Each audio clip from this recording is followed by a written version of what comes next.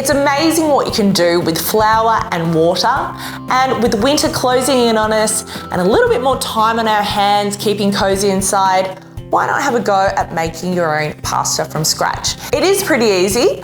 I'm using 1 cup of semolina flour and 1 cup of 00 flour and about 3/4 of a cup of lukewarm water. This pasta dough is inspired by an orecchiette, which is basically a little pasta that you roll with your hands, so no pasta machine is required.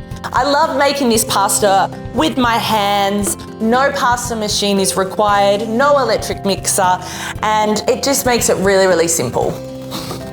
Once the dough has come together, I'm gonna get rid of my bowl. If you need to, flour your bench up a bit. Using the palm of your hands, you just want to knead that dough for around about 5 minutes until it springs back when you touch it. This is starting to feel smooth and elasticy.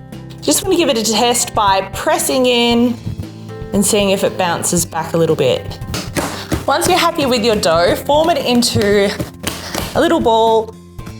I like to press down and then just wrap it in some Glad wrap.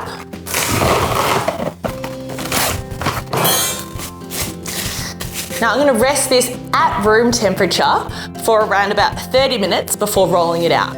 In the meantime, I'm gonna get on to making my pasta sauce using some broccoli, Italian sausages, garlic, and chili.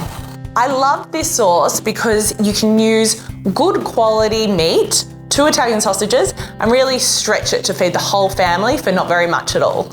We're gonna start by putting in a few tablespoons of good quality olive oil. I've diced up about 2 cloves of garlic. Now it depends if you've got a hot date or not, whether you want to put as much garlic as me in your pasta sauce. I love to put in some fresh chili, but if you're feeding kids, of course, you can skip the chili. This sauce is really an all-in sauce, so I'm going to go in with the broccoli. With the Italian sausages, you just want to squeeze a little bit of the meat out of the casing and almost make them into like little meatballs. I love using sausages like this. You can get like an instant meatball pasta sauce. You know, you could even add in a can of tomatoes and make this a ragu style sauce as well. This pasta sauce is almost finished, so I'm gonna start rolling my pasta. So I'm gonna take a small segment of my pasta dough. I've lightly floured my bench, and this is where your pasta making skills, or not, come in handy. If you played with a lot of Play-Doh as a kid, I'm sure you'll be great at making this type of pasta. You just wanna make it into a thin sausage shape. Once you're happy with your sausage shape, grab a knife and cut 1 centimetre rounds, roughly. So what I do is I press down with my thumb, which kind of looks like a little orecchiette. I'm going to roll the pasta onto itself just slightly to make a little cavatelli.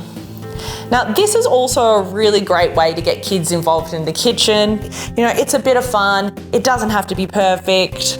I think for me, getting kids involved in the kitchen means that they're more inspired to eat their creations, which is great, especially when you're making a sauce that's full of veggies. After I finish rolling my pasta, I'm gonna cook them in some salted boiling water for around about 3 minutes, and then I'm gonna put them into my sauce.